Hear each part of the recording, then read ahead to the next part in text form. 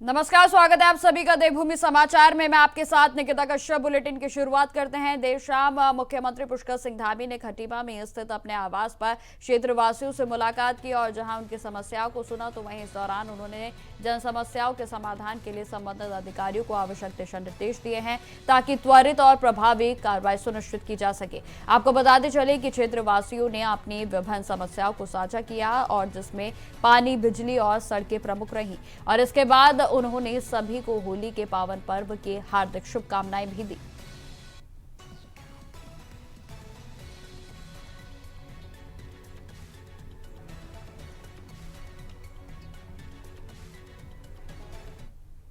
अब खबर चंपावत से है, जहां जिले के लोहाघाट में स्थित रामलीला मैदान के लोहाघाट में आयोजित 2 दिवसीय होली रंग महोत्सव में प्रदेश के मुख्यमंत्री पुष्कर सिंह धामी ने प्रतिभाग कर होलियारों के साथ होली खेली। आपको बताते चले कि 1 दिवसीय दौरे पर पहुंचे मुख्यमंत्री पुष्कर सिंह धामी का महिला होलियारों ने और होली की कमेटी के द्वारा फूल मालाओं से भव्य स्वागत किया गया। तो वहीं इस दौरान महिला और पुरुष होलियारों ने काली कमों की पारंपरिक होली की शानदार प्रस्तुतियां भी दी और जिसे देखकर मुख्यमंत्री काफी प्रसन्न भी नजर आए। तो वहीं आपको बताते चले कि मुख्यमंत्री पुष्कर सिंह धामी ने सभी का आभार व्यक्त किया और जबकि कार्यक्रम का संचालन महामंत्री मुकेश कुलखुड़िया ने किया है, जहां मुख्यमंत्री पुष्कर सिंह धामी ने कहा कि होली आपसी प्रेम, सद्भाव और खुशियां बांटने वाला पर्व है।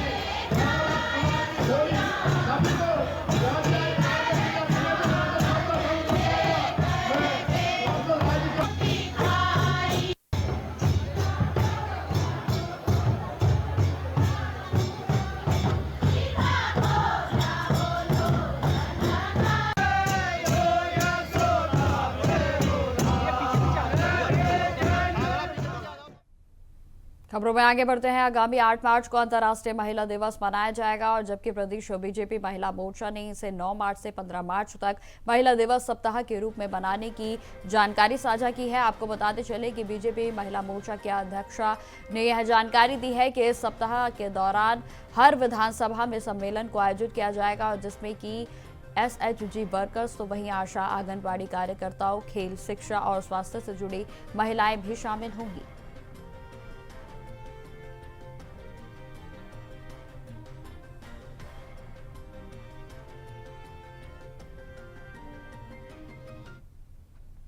खबरों में आगे बढ़ते हैं। बीजेपी की प्रदेश अध्यक्ष महेंद्र भट्ट ने अपने बयानों को लेकर एक बार फिर से वे सुर्खियों में आ गए हैं। आपको बता दें कि कुछ दिनों पहले भट्ट का नाम कई विवादित मामलों में जोड़ा गया था। पहले अभिनेत्री उर्मिला सनावर ने अंकिता भंडारी मर्डर केस में उनका नाम जोड़ा, तो अब भट्ट मुंबई में हुई एक बार पार्टी के विवाद से जुड़े हुए बताए जा रहे हैं और जहां कांग्रेस के अध्यक्ष गणेश गोदियाल ने इस पार्टी में महेंद्र भट्ट के शामिल होने का जिक्र किया और जिसके बाद भट्ट ने इस पर प्रतिक्रिया दी है। उन्होंने सफाई देते हुए कहा कि वे रूलिंग पार्टी के प्रदेश अध्यक्ष हैं और इस कारण कुछ लोग उनका नाम बेवजह में विवादों में खड़ा कर देते हैं।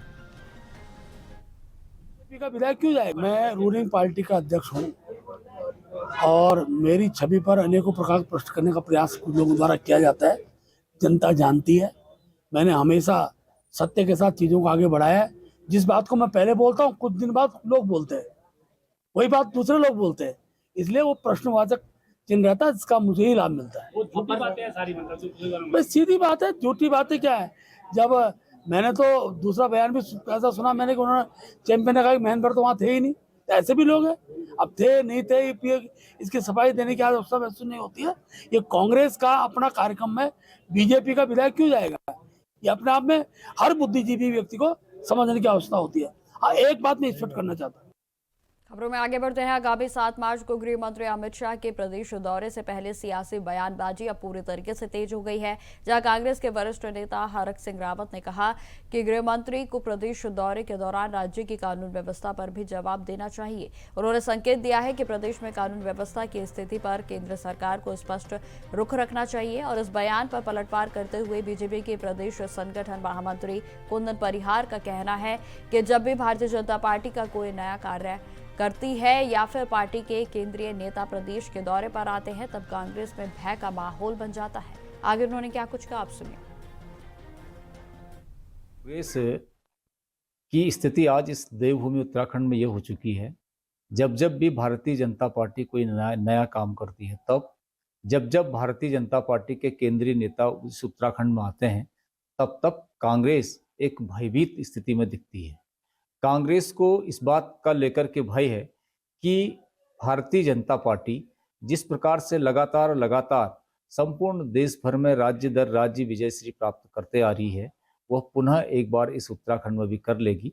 लेकिन हम कांग्रेस को भी बताना चाहते हैं कि जनता जो उत्तराखंड की है, उन्होंने पहले ही भारतीय जनता पार्टी के पक्ष में अपना जनमत बनाया हुआ है।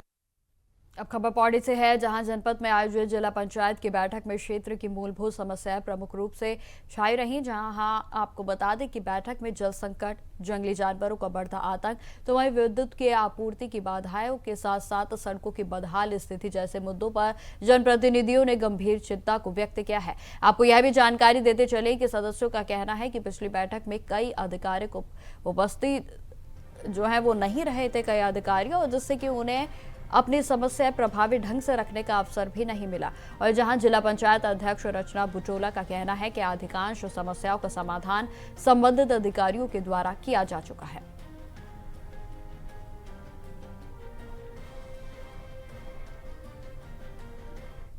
जल की द्वितीय बैठक हुई है सदन की, उसमें लगभग 28 विभागों को बुलाया गया था, जिसमें से काफी विभाग अनुपस्थित रहे हैं। जो मुख्य शिकायतें रही हैं वो रही हैं लोक निर्माण को लेकर, जल संस्थान को लेकर, और उसमें पीएमजीएसवाई और वन विभाग को लेकर। वन विभाग के लिए जो माननीय सदस्य हैं उनके द्वारा जो है बंदर, भालू, बाघ इत्यादि के जो हमले पर जो ह्यूमन लॉस होता है नहीं, इस पर शिकायत की गई, जिसमें डीएफओ सर ने आश्वासन दिया है कि वो शीघ्र ही मामले पर संज्ञान लेंगे। और पीडब्ल्यूडी की काफी प्रशंसा भी की गई है माननीय सदस्यों द्वारा, क्योंकि उनके द्वारा जो पिछली बैठक में जो भी शिकायतें की गई थी उनका ससमय निस्तारण कर दिया गया इस समय पे। आज हमारे जिला पंचायत बोर्ड की 2 दिवसीय बैठक का शुभारंभ किया गया, जिसमें हमारे सभी जिला पंचायत सदस्य और हमारे सम्मानित अधिकारीगण उपस्थित रहे। और देखिए, हमारे जिला पंचायत सदस्य बड़े दूरस्थ क्षेत्र से यहाँ तक पहुँचते हैं और उनकी कई समस्याएं रहती हैं, लेकिन हमारा बड़ा दुर्भाग्य है कि हमारे कई अधिकारीगण यहाँ नहीं पहुँचे, जिसमें कि हमारे सदस्यों ने उसका बहिष्कार किया। और मेरी तरफ से उन्हें यह आश्वासन दिया गया कि तुरंत ही उन पे कार्रवाई की जाएगी और कारण बताओ उन्हें नोटिस दिया जाएगा और निंदा प्रस्ताव भी उनके खिलाफ किया जाएगा। देहरादून में प्रमुख सचिव वित्त रमेश कुमार सुधांशु के विभिन्न कर्मचारी संगठनों के साथ उनकी ओर से बैठक की गई, और जहां बैठक में संगठनों की मांगों पर विचार विमर्श किया गया है, और जिसमें कि प्रमुख रूप से राजकीय शिक्षक संघ के चतुर्थी की श्रेणी कर्मचारी महासंघ, तो वहीं मिनिस्ट्रियल संघ की जो भी समस्याएं थी उन्हें प्रमुखता के साथ रखा गया है, और जहां अधिकारियों को तमाम दिशा निर्देश भी दिए गए हैं।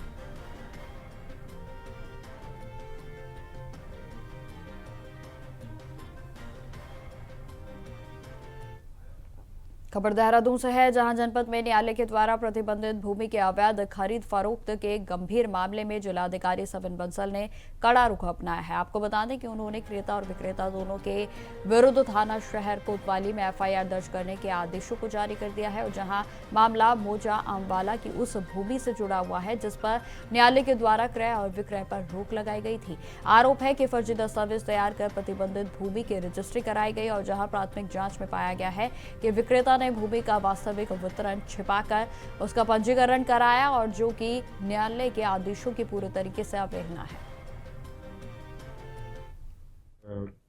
ये प्राय देखा गया है कि जो लैंड फ्रॉड्स हैं उससे हमारे काफी संख्या में आमजन पीड़ित हैं, और उसका एक मुख्य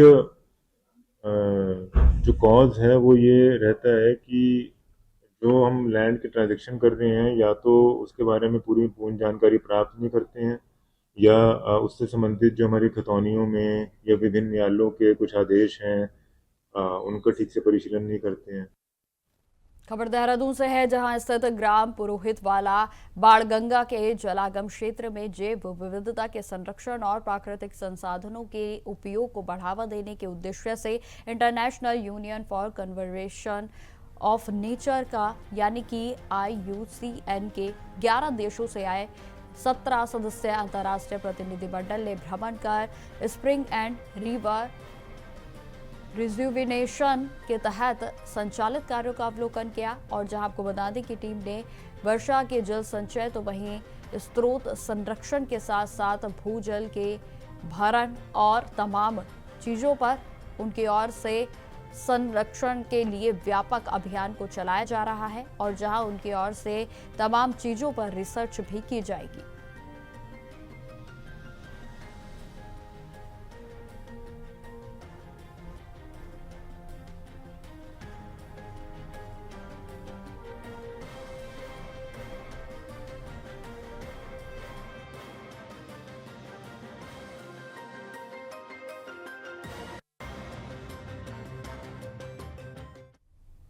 खबरों में आगे बढ़ते हैं। होली के मद्देनजर आज के दून मेडिकल कॉलेज अस्पताल पूरी तरह से अलर्ट मोड पर है। आपको बता दें कि रंगों के दुष्प्रभाव से आंख कान की समस्याएं तो वहीं त्वचा पर एलर्जी और फूड पॉइजनिंग के साथ साथ हुड़दंग के दौरान चोट जैसी संभावित घटनाओं से निपटने के लिए डॉक्टर, नर्सिंग स्टाफ और पैरामेडिकल की टीम पूरे तरीके से तैनात कर दी गई है। ड्यूटी पर अलर्ट पूरे तरीके से रखा गया है। और जहां medical superintendent doctor Ravindra Singh Bisht ने लोगों से अपील करते हुए यह भी कहा कि वे केमिकल युक्त रंगों से बचें और किसी भी समस्या या फिर स्वास्थ्य समस्या पर तुरंत ही अस्पताल पहुंचे।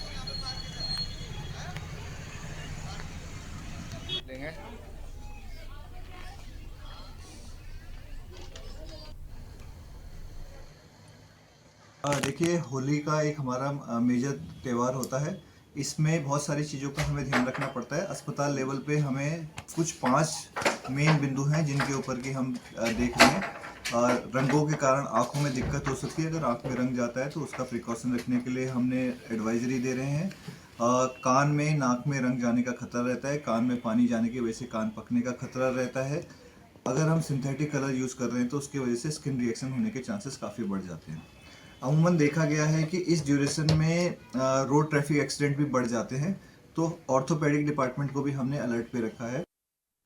खबर हरिद्वार जनपद से है, जहां बहादुराबाद थाना परिसर में आगामी होली और ईद के पर्व को लेकर शांतिपूर्ण और सौहार्द ढंग से मनाने के उद्देश्य से शांति समिति की बैठक आयोजित की गई। जहां आपको बताते चले कि इस बैठक की अध्यक्षता ज्वालापुर के सीईओ संजय चौहान ने की, जो कि वरिष्ठ पुलिस अधीक्षक के निर्देश पर आयोजित की गई थी। जहां आपको बता दें कि बैठक में क्षेत्रीय गणमान्य नागरिकों, सामाजिक संगठनों के प्रतिनिधियों और विभिन्न समुदायों के लोगों ने भाग लिया। और जहां सीईओ संजय चौहान ने अपील करते हुए कहा कि होली और ईद जैसे पर्व भाईचारे और सद्भाव का प्रतीक हैं, इन्हें मिलजुल कर मनाना चाहिए। उन्होंने हुड़दंग और अफवाह फैलाने वालों के खिलाफ सख्त कानूनी कार्रवाई करने की भी चेतावनी दी है। और जहां प्रशासन ने पर्वों के दौरान सुरक्षा व्यवस्था और पुलिस बल की तैनाती के लिए भी पूरी योजना तैयार की।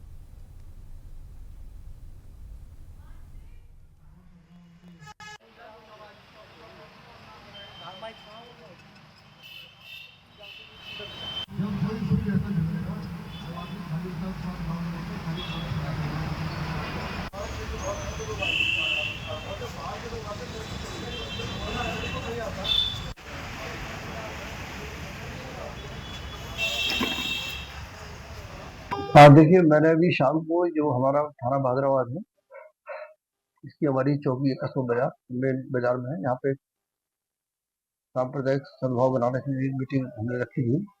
और आप विदित है कि आगामी दिनों में जो होली और ईद का पर्व आने वाला है, उसी के परिप्रेक्ष्य में मीटिंग रखी गई थी, जहाँ पे हमारे कस्बे के गणमान्य व्यक्ति, सम्मानित लोग और दोनों धर्मों के हमारे हिंदू मुस्लिम भाई इकट्ठे हुए और बड़े अच्छे माहौल में मीटिंग हुई। सबने अपने विचार व्यक्त किए और मुझे आशा ही नहीं, पूरी उम्मीद है कि ये पर्व बड़े शांति से मनाए जाएंगे, मिल करके ना, भाईचारे से। आज पहले तो मैं सभी को होली की मुबारक देता हूँ और ईद की मुबारक देता हूँ। आज हमारे पुलिस स्टाफ ने बहादुराबाद चौकी पर एक मीटिंग रखी त्योहारों के बारे में,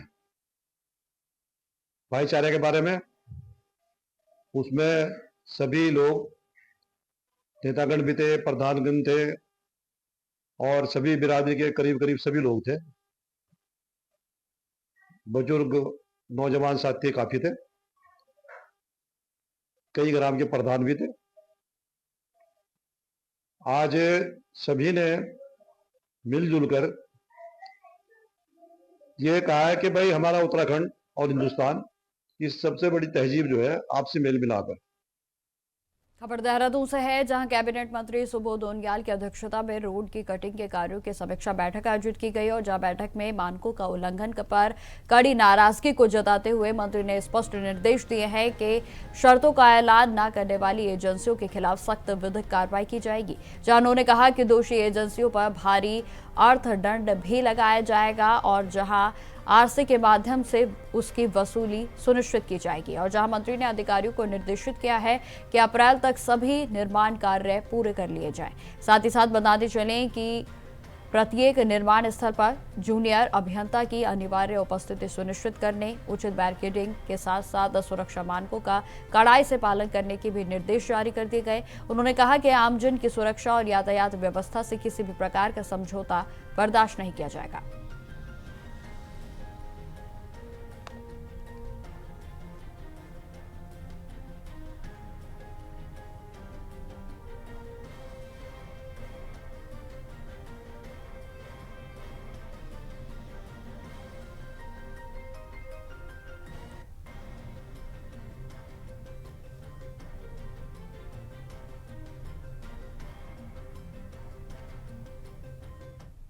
देखा जाता है कि जो विभिन्न विभागों में आपसी तालमेल न होने के कारण आज माना पेयजल विभाग ने अपनी लाइन बिछाने का काम किया, कल टेलीफोन वाले पहुंच जाते हैं, फिर बिजली वाले आ जाते हैं, फिर मालूम हुआ देहरादून में गेल का भी काम चल रहा है, गैस पाइपलाइन बिछाने का, और इसके अलावा सिविल लाइन पे भी काम हो रहा है। तो लगातार इस तरह की गतिविधियों से जनता को बड़ी असुविधा होती है और कई बार सुनने में आता है कि कहीं एक्सीडेंट्स हो गए, लोग गिर गए गड्ढों में।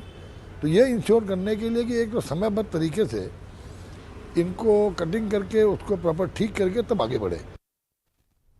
खबरों में आगे बढ़ते हैं। अब खबर कुमाऊं से है, जहां रेजिमेंट सेंटर ने रंग पड़नी एकादशी पर होली की शुरुआत की। आपको बताते चले कि केआरसी के कमांडेंट ब्रिगेडियर संजय यादव के नेतृत्व में होली की चीर पूजा अर्चना का आयोजन किया गया और जहां यह कार्यक्रम सेना के मानकेमेश्वर मंदिर व गुरुद्वारे के समक्ष हुआ है और जहां इसमें डिप्टी कमांडेंट कर्नल प्रभु रामदास बामन समेत कई अधिकारी, सैनिक और अग्निवीर भी शामिल हुए। सभी ने मिलकर होली गायन की परंपरा का निर्वहन किया। तो वहीं आपको बताते चले कि बेहद ही हर्षोल्लास के साथ इस आयोजन में प्रतिभाग किया गया। इस सांस्कृतिक अवसर पर सैनिकों ने एकजुट होकर होली के गीतों से माहौल को पूरे तरीके से रंगीन और उत्साहपूर्ण बना दिया।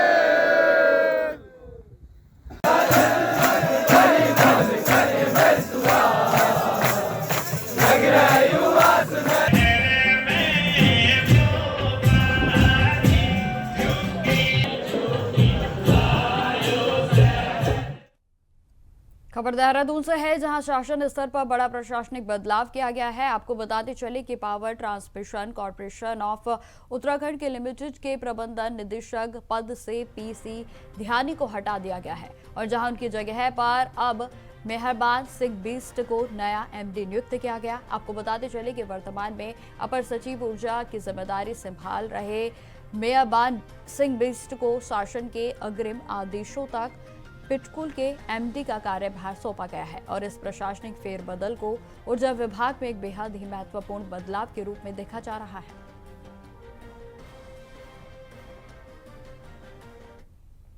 खबरों में आगे बढ़ते हैं। मुख्यमंत्री पुष्कर सिंह धामी के निर्देश पर सचिव लोक निर्माण डॉक्टर पंकज कुमार पांडे ने आगामी चारधाम यात्रा की तैयारियों के मद्देनजर उत्तरकाशी, भटवाड़ी, हर्षिल और गंगोत्री मार्ग पर स्थित राष्ट्रीय राजमार्ग 34 का स्थलीय निरीक्षण किया और जहां उन्होंने बीआरओ अधिकारियों को 15 अप्रैल 2026 तक मार्ग पूरी तरह से दुरुस्त करने के निर्देश जारी कर दिए हैं। आपको जानकारी देते चले कि सचिव ने यात्रा मार्ग से मलबा हटाने, डेंजर व लैंडस्लाइड जोन में आवश्यक कटिंग कर चौड़ाई बढ़ाने और हॉट मिक्स कार्य जो भी हैं उनको शीघ्र ही पूरा करने के निर्देश उनकी ओर से जारी कर दिए गए हैं।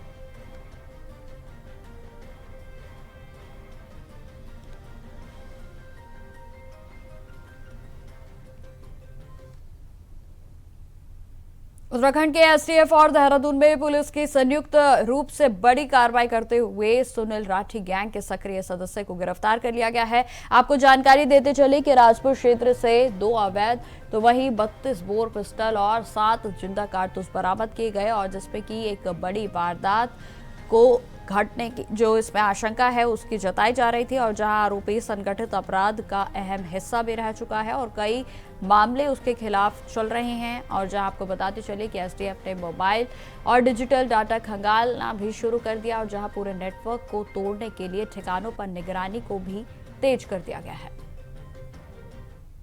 जो बाहरी प्रदेशों के जो गैंगस्टर हैं या अपराधों में लिप्त व्यक्तियों के जो यहाँ मूवमेंट रहता है, साथ ही साथ अवैध हथियारों के साथ उनका यहाँ पर आना जाना, इसको लेकर माननीय मुख्यमंत्री जी के सख्त निर्देश जारी हुए थे कि इस तरह के जो उत्तराखंड राज्य में इस तरह के बाहर के बदमाश या अन्य लोग जो बिना सत्यापन के रह रहे हैं उनके विरुद्ध जो है प्रभावी कार्रवाई की जाए। इसको देखते हुए श्रीमान डीजीपी महोदय द्वारा भी विस्तृत दिशा निर्देश दिए गए थे। इसी के तहत हमारी एक टीम एसटीएफ की लगातार ऐसे लोगों की निगरानी कर रही थी जो इस तरह के अवांछनीय गतिविधियों में शामिल रहे।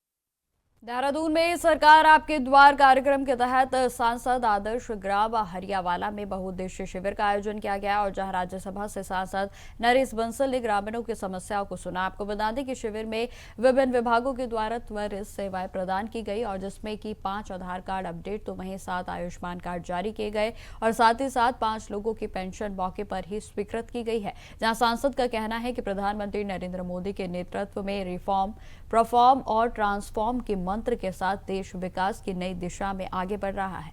उन्होंने विकसित भारत गारंटी मिशन के तहत भी सशक्त गांव और सुरक्षित रोजगार की अवधारणा को मजबूत करने पर जोर दिया।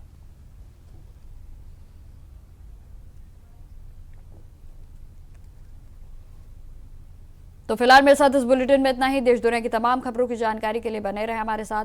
नमस्कार।